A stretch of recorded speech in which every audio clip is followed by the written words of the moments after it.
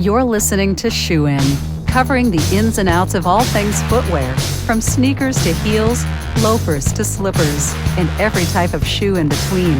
Brought to you by the FDRA, the Footwear Industries Association focused on retail, trade, politics, and fashion, helping create and enhance conversations on all things footwear. And now your footwear insiders, Matt Priest and Andy Holt. Hey folks, welcome back to the show. Thank you very much for joining us. All our loyal footwear fans all across the world. Yeah, 65 countries and counting, my friend. That's right. Including Matt's mom. To the one guy in Mongolia, thank you. We're looking for country 66. Do I have any takers? The good thing about the guy in Mongolia is he gathers the village around the one iPhone tuner that they all share have to listen to the show. That's right. So actually our numbers in the data sense are actually false. They're much larger. I agree. I love it. In my mind, they're much larger. I love it. So, I love it. One of the fun things we like to do is, obviously people have a schedule and a type of way they like to do their podcasts. We like to change it up as much as possible to keep it fresh for all our friends out there. And so what we did today was a reverse. We did a flip around, right? We flipped it up. Is that my cue? Yeah. I'm too busy doing sound effects. That's so Bill Snowden. Around. Bill Snowden is. I've known Bill for 11, 12 years now, and Bill, you are you're a shoe guy through and through, but you're on this new adventure on a variety of different things. New podcast, which we just participated in, and then you got a new job. Why don't you tell folks what you're doing now, and then we will kick it off and unveil our awesome conversation that will also be on your podcast. We're cross-pollinating podcasts. So. Boy, that sounds very techie. It is. That sounds very techie. That's what Blake does. Well, that's why we hired somebody to do it. That's right. Yes, that's right. Actually, hashtag I'm a tech guy now. That's kind of the way I introduce myself. I have one foot still in the footwear space, pun intended, but I made a little crossover. I now with a tech company. We do is have a brand protection solution. So it's been great. I've been able to stay in touch with all my friends in the footwear space. I've learned new industries and new consumer verticals, which I hope to learn some things from and actually bring back to my friends in footwear. One example is I talk to the toy industry people, and these are like adults behaving like children, and it's fantastic, and it's super inspiring. And I'm like thinking, okay, you know what? I just came back from the shoe show. There might be a few things the shoe industry could learn from. Indeed. 100%. So I'm hoping I can cross-pollinate that because, I'll never get footwear out of my blood, but now as a tech guy, I tell my wife every night, I feel like I'm getting an MBA. I come home and I have all these 3-letter acronyms I've never heard of before. Awesome. I had a new dictionary I had to go through, and I was like, what does that mean again? What does that mean? And I tell them what all of our retailer acronyms, and they're like, what? I'm like, oh, okay, good. So there are a few things I know that you don't know. Right. You smart tech people. Nerds. So, well, with that, but yeah, it's great. Why don't we unveil what's the company's name that you're working for? Yeah, good point. So it's G2. We're a division of a big multi-billion-dollar publicly traded company called Verisk Analytics out of New York. Okay, great. Awesome. So let's roll the tape, and this is going to be really confusing to people, but we're going to listen to ourselves talk It's about being interviewed. Finally, I don't have to do anything on this show. That's like talking to yourself a little bit, isn't it? No, well, that's the other voice in my head. Hey, welcome to the show about everything around brand protection. And today we're going to talk to distinguished luminaries of the footwear industry, Matt and Andy from the FDRA. And really the question today is about how many counterfeit shoes are in your closet, and do you even know how many there are? Welcome, guys. That's a huge question. That is a huge question. I love it because Bill, I recently bought a pair of shoes off Amazon, and I did it because it was a low price Matt point. made me. Man, that was like a moment of weakness for you, Andy, man, buying shoes. Yeah, exactly. But I got them home, and then I started wondering, because it was such a low price point on Amazon, did I actually get counterfeit shoes? So I started inspecting the shoe, right? So I started wondering, is this actually it was an Adidas shoe? Is this actually made in an Adidas factory? Was it a knockoff? Is that why it was so cheap? It was a third-party seller. Yeah. So it's unverified. It's not in a box. Check how many reviews he had, how many stars he had. Right, but I'm looking at the shoe, and it looks totally fine. Right. And Matt can speak to this too. We recently testified before U.S. policymakers, and we asked our industry to send us samples of things that were knocked off.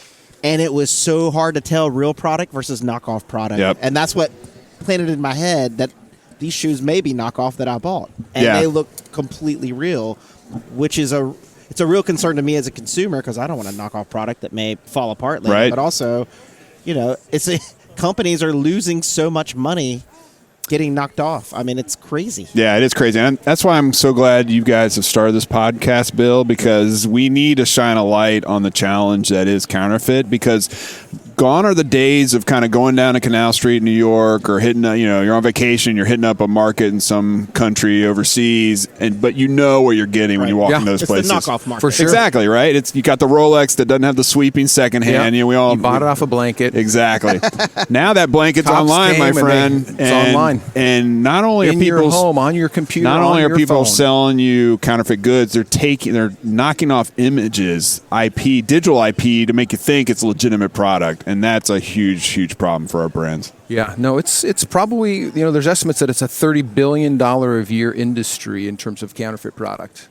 I mean, I would imagine even more than that. I think that's probably a conservative number. We in our industry, in footwear industry, there was a documentary, or Vice News did a whole series and went to, I think it was around Putian, China, the Fuzhou area, where a guy specializes in knocking off the latest sneakers, and he is an artist. Yeah. The sneakers that he is producing there and selling to people are near perfect imitations of the Yeezys product. and Fear of Gods. And you go on, after I watched that, Andy, I went on and found him on Reddit, and you can, it's not hard. Right. It's not hard to get the shoes. No, we have examples. Actually, we've scraped websites, and they actually, in their listing, put counterfeit. Really? Interpretation. They use all, and you're like, really? Okay, why would you put that in there? We can find you easily when you do that. Doesn't that seem a little odd? Sounds like a dumb criminal kind of thing. It does sound like a dumb criminal, right? We find the dumb ones, we find the smart ones. It's kind of all the same, but it is humorous that they've done that. So, what are you guys hearing in the footwear space specifically in terms of brand protection, and what are people most concerned about? Is it counterfeit? Is it the online marketplaces? And are those is it good or evil, or what's kind of the buzz in the footwear industry around brand protection today? I don't know. There's a lot to it.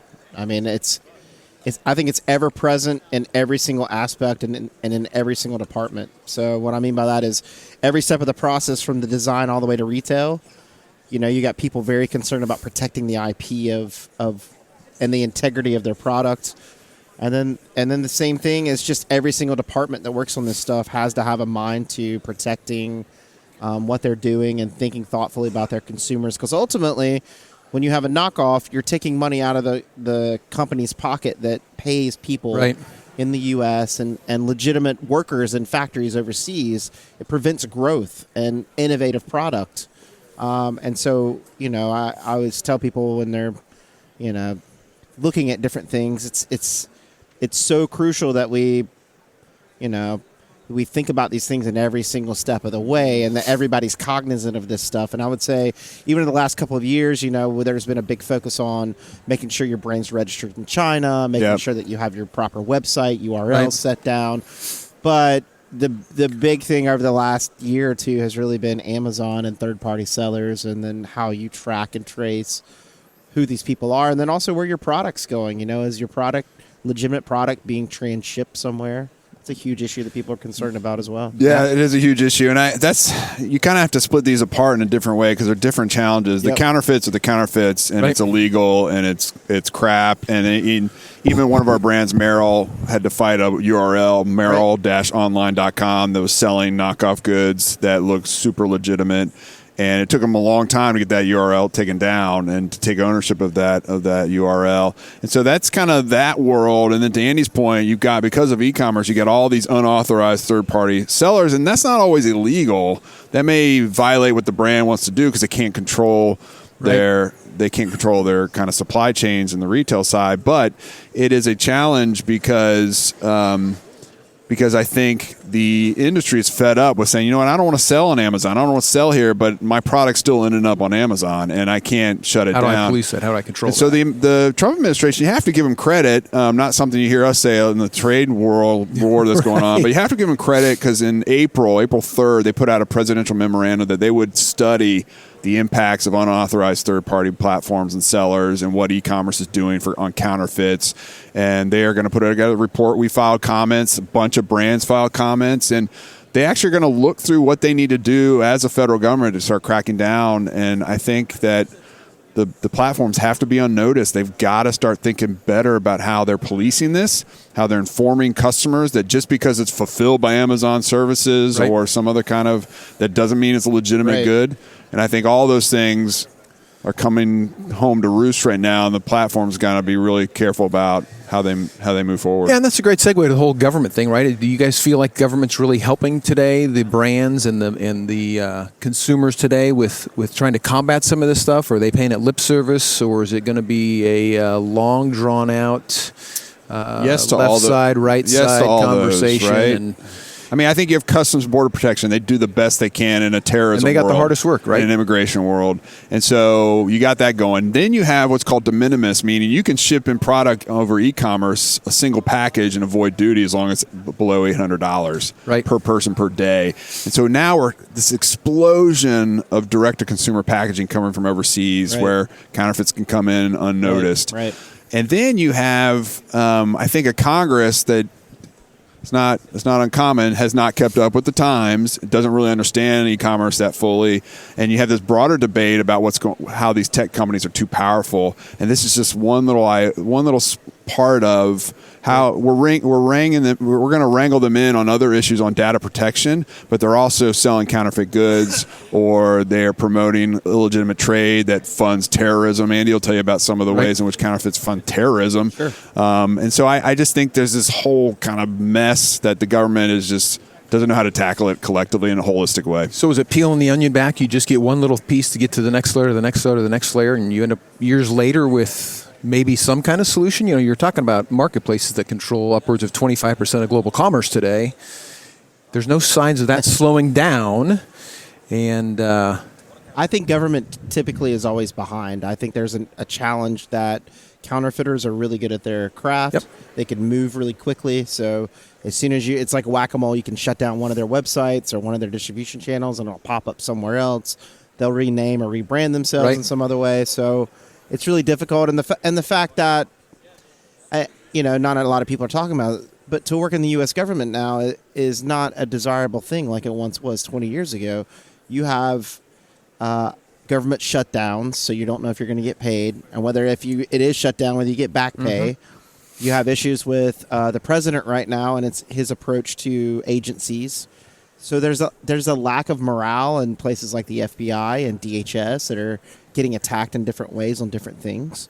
So you've got government workers that aren't extremely well paid and have low morale, and then you're expecting them to keep up with the times and protect brands. So I think we've got to really think about the culture of government in this space, and I don't think there's enough discussions about the people that we have in these spaces in government are bright, thoughtful, they want to do good, but I don't think they're given the tools and resources, and I don't think that there's leadership enough at the U.S. government level to make sure that we're focused on that. I'll give you a great example. It's the Do Not Call registry. Mm-hmm. We have the Do Not Call registry in effect, and do you know how many staff work on Do Not Call enforcement? I can probably 2 hands. One hand, one finger. One finger. One person working for the entire U.S. population of all those calls coming from Bermuda or wherever they are from around the world trying to rip people off in that sense. And I just don't think that government considers they want to go and they want to do enforcement, but they're not putting resources behind enforcement, and they're not putting resources behind being thoughtful and trying to see what's coming in 5 years instead of what's coming today. And I think that's why counterfeiters are always ahead of the game. And it's easier for them, of course, but we're not paying and getting people that are even better than the counterfeiters into the government to think about this stuff. And to Matt's point, having worked in Congress for 9 years, you've got people who are in their 70s and 80s in Congress who don't understand how an iPhone works. They probably still have flip phones. Right. And so you're asking them to figure out policy. And the easiest thing for them to do is require Amazon to shut down everything, right? And so the problem is if you have uneducated policy people, you have an overreaction, and it actually decreases innovation over time. And we've seen this on a number of things that Congress enacts, and all of a sudden they're like, oh, my God. And I'll give you a good example. Matt and I were working together on Capitol Hill. Someone came up with the idea that we need to increase daylight savings time. Great idea. We can save millions of dollars in fuel cost a year by extending the hours so that it's more sunlight during the day. Well, guess what? No one told Microsoft, and Microsoft could not account for Microsoft Office calendar that the daylight savings time would go on, and guess what? All the U.S. businesses use. They use Oh, Microsoft boy. Office Calendar. So Yeah. guess what? That was $6 or $7 billion hit to the U.S. economy because Microsoft had to send out Because everybody has patches Outlook. to update that, and that was unintended. So these things we have to be really Yeah. cautious and careful that we think, oh well, you got to All the unintended consequences. yeah, you can't use a sledgehammer to Yeah. solve these problems. You got to be very thoughtful and methodical about it. And I think Matt's right. The administration is trying to be, Yep. but So are bigger issues like the privacy thing with Facebook, recording and transcribing all that stuff and getting the $5 billion fine, are those going to be distractions to getting stuff on counterfeit done, or is it an issue where it's Yes. like the banks, $5 it's too billion big to is nothing fail? to Right. those guys. I think it's a Right. So I think is you're it exactly right? Is I it think just what going to prevent them from getting to the heart of the matter, try to solve Yes. something and tackle the things that are more media friendly? I think it's becoming an issue of antitrust issues over brand protection issues, right? So that is getting lumped into this larger debate about our Right. society and our willingness to, is our data our own data, right? And that's an important question, but it's getting thrown into this ideological debate about how big these tech companies are, how much control they have over our lives. Most of the time you sign off. Yeah. You check You're a a willing box and participant. that's You are a willing participant. But That's you're for exactly sure. right, because the politics is overtaking legitimate issues, and if you lump all these things in together, you're only looking at, as a society, we're only looking at these big data companies and what they're doing through an ideological lens versus a practical, policy-oriented lens where you can divide it and actually look at those. Does that make sense? That makes sense to me. Yeah, it totally makes sense. So let me throw a little hypothetical at you then, in terms of if you're a brand today and somebody was to ask the question, who controls your brand, you or the marketplace? Doesn't that seem like a fair question? That's like a tree falls in the woods and no one's and there nobody to hear it. right? Yeah. Who's there to hear it? Yeah. Because all of a sudden, the marketplaces, Amazon today came out with a new program that they're going to, if you sign up for it willingly, they're going to guarantee you the lowest price, and then they're going to set dynamic pricing, and they're going to base it on what they think they can sell it for and how much they can. Disruptive. They'll guarantee the seller, right? They'll guarantee him a minimum price, and Right. Okay, so now we have different issues across. They've already been in trouble with trying to force sellers to maintain costs across other marketplace platforms, right? Well, I think the answer to your question is TBD, in the sense that we see with Nike starting to kind of do away with a lot of its retail channels. They're trying to shrink it, grow their D2C. The future of the brand says, you know what, we have to do business on Amazon. It's a requirement. We will do that, but at the same time, we're going to limit our channels and try to funnel as much as we can to our own digital experience. Right. And Nike's done that a lot, and you'll show it mom and pop shops who've lost access to Nike product. They've had it for generations. Probably the core of their business. That's right. And now, because of the question of who do you control your brands or marketplace, companies like Nike are trying to figure out how to control their brand in this marketplace, and I think it's a little bit of both. Yeah. No, it's interesting because as you hear in these conversations, the other conversation that seems to come up a lot is now with all these data breaches, right, and the proliferation of counterfeit websites. Consumer goes on and puts all their data in. They think they're at a legitimate site. I've got 6 actually that I'm going to talk to some of the brands about later today. You go on there, you can't tell the difference. It looks the same. The pictures are the same. The data is the same. Everything's on there, and they've went in and put their credit card information, their home address. They ordered the product, it doesn't come, or it comes wrong, and they called the brand, like, hey, where's this stuff? And they're like, what? What? What's your order number? Right. Like, that's not us. Mm-hmm. And not only is that a bad experience for the brand, right, because they're guilty by association, but now that bad seller has your data, and they're not protecting that, right? And if these big companies can't protect it, how do you expect the small companies to protect it? And it just it goes back to that. Like, you said this word to me is really interesting when we started this scrape. Like that, what on earth is a scrape? When you're scraping something, like that sounds like cool, right? Off a boat. Exactly. Like, walk us through what scraping is, Bill Snowden. Well, scraping really is just our ability to go back on the backside of all of the websites and the web and just be able to take all these data points down and put them in a repository, and then be able to put algorithms against them, put the data together in different unique ways, throw some artificial intelligence in there, throw some machine learning in there, and do some comparative analysis, and all of a sudden you're like, bada wow, boom, bada bang. Boom. Never thought about it that way, never saw this before, and all of a sudden, this seller over on this marketplace as DBA as this company, and it's funny. He's putting money in the same account under a different DBA at a different marketplace. Oh, wait. No, he's got actually 5 reseller names on a marketplace, all going back to the same bank account. Oh, and by the way, the address they're at is a rental house that nobody lives in, or a P.O. box. This sounds awesome. It sounds like drug wars. I know. It's like James Bond. Or, A little scrape of a barnacle. all from the scrape. Some Actually, powerful scraping. Broadcasting live from the port with Andy Polk. Yeah, exactly. I wish we were. We're at this Future podcast. We're at this rental future house. podcast. I'll say I have a lot of I have on my LinkedIn account. I have a hashtag called Polk Pontifications because I do just go off on these tangents. Oh, I love this. And I try to be thoughtful, but I do think that this is called predictive analytics in my world. Is it? Polk pontifications Yeah, in the real world. Polk analytics. I just think that brands don't take cybersecurity seriously enough. It's not enough in their conversations. I don't think they talk about it enough to their vendors to make sure that their vendors are locked down and they're doing the proper things. I think there's nothing worse to a brand than if you have a data breach and you lose the confidence of a consumer, or or if you have a shutdown of your system, things like that. But ultimately, what you're talking about is really tough, because if somebody puts up a false screen or has some kind of a thing where they're gleaning information and you think it's a legitimate site, you cannot do that on your own.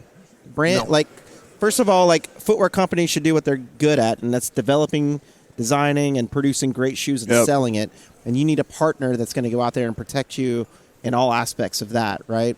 So there's so many new things coming online, and there's so many ripoffs that are happening on the web that people can't even anticipate. That if you're not working with someone on this stuff, You got to embrace the scrape, man. Yeah, embrace the scrape. Hug the scrape. Hug Andy. maybe I need a hug. I sound really mean and upset. So is it fair to say Are you on edge, Andy? Uh-oh. We should be taping after 5 o'clock. So is it fair to say that brands today maybe don't really understand what's going on out there? No. I think fractionally, because you hear a lot in the media, right? Everybody talks about brand protection. Everybody talks about counterfeit. If you're a Nike, you've got all kinds of money to hire the right people to do this. But if you're a mid-tier brand, or you're just it's a chicken and the egg, though, right? Because I know brands that would love to have a knockoff problem. Well, that's true. No question. There's just the demand for it is not there, and man, I wish I was Nike or Audi or whomever, because that's what gets knocked off, and a lot of brands would die to have that problem. Yeah. Yeah, that's probably part of the issue, right? Please show me how I can get knocked off. I think the other thing you see today is thank you. Can I have another? Right? Yes, please. The other thing we're seeing today is that when consumers buy D2C from some of these offshore places, they actually open the box and there is a receipt from a real retailer in the U.S. Oh snap! What? How about that? Interesting. Isn't that interesting, right? Yeah. So they've gotten much smarter, because, typically you find people saying, hey, you need to authorize that you're a reseller, right? Show us what you have and show us your receipt, or show us your authentication from the brand. And all of a sudden, somebody opens a box or a carton and there's a faux invoice in there. Oh, and by the way, there's faux, UPC labels and faux boxes and faux all that other stuff. But literally now these guys have gotten so smart. Those mofos. That they literally put a receipt in the carton and in each box, so the consumer thinks they're getting authentic product. Man, that's methodical. How about that? That's like a whole different way. How about that? I know. And what is it, That's Andy? What is this stuff funding? I mean, it's not like it's funding a guy to buy a nice palatial estate in Xiamen, China. It's funding illicit stuff. But they do have nice palatial estates in Xiamen. I'm sure you can do both, I guess, with all the money they're making. Well, it is documented. There's a book by a guy called Matt Levitt, who was a former Treasury Secretary. It's a good friend of mine in D.C., and he wrote a book on Hezbollah and their illegal activities and how they obtain funding, and one of those is through knockoff Nikes that they sell in South America. And they take that money and send it to Hezbollah to buy weapons that go and kill people. So, when we're talking about knockoffs and things like that, it's not a simple little thing that we think of as a consumer item. The money can flow in very bad places for very bad things. So it's sex trafficking. Yep. I mean, there's all kinds Huge. of nefarious things. I guess I'll leave you guys with one anecdotal story. It happened in my house, and my wife is not here to defend herself, and my daughter's not here to take credit for it. But I think there's a certain element around generational kinds of viewpoints on things. And my wife, being the 40-something wonderful wife that she is, buys things on Amazon every day, right? Comes in the box, she opens it up, and my daughter goes, "Oh, Mom, you didn't buy a Gucci belt. Those are expensive." My daughter's 11, and Mom goes, "Oh no, it's a fake Gucci belt. I just wanted it because it was the right color for this outfit." And she snares her down, and she goes, "Who wears fake Gucci? Nobody wears fake Gucci." And I'm going to tell Dad. Yeah, so you can scrape her. So I can scrape her. I'm going to go scrape her closet. Oh, my goodness. But I say that because I think it gives you a little bit of hope, right? My son makes me turn off the car when we're waiting for people because he doesn't want to pollute, right? And you have a generation that now has an appreciation that, there's authentic product and there's counterfeit product. Well, maybe that ties back in your question is, the brand in the marketplace. But can we wait 20 years for that consumer to become a consumer, right? Well, I think ultimately she's a little bit of a consumer, but it's all filtered through my wife, right, or myself, what you can and cannot buy. But until she becomes the ultimate consumer and she can make that decision for herself, right? She doesn't make money, and so it's like, oh, maybe now all of a sudden I'll start valuing a $40 version that's going to last me a season versus the $400 version. You don't know. But I say that to give hope. Maybe there's a generation behind us that's going to help us out. I think you're exactly right. I mean, I think it's a cultural thing, too, to fight back against this stuff and, for sure, and not buy those types of things for a number of reasons. But we'll have to leave that for another episode. Yep. All right, guys. Thank you so much, Matt, Andy. Thanks, Bill. That's Bill. it. Let's go. It's a wrap. See you guys. Shoe In has been brought to you by the FDRA, the Footwear Industries Association focused on retail, trade, politics, and fashion, helping create and enhance conversations on all things footwear. For information about FDRA, visit fdra.org.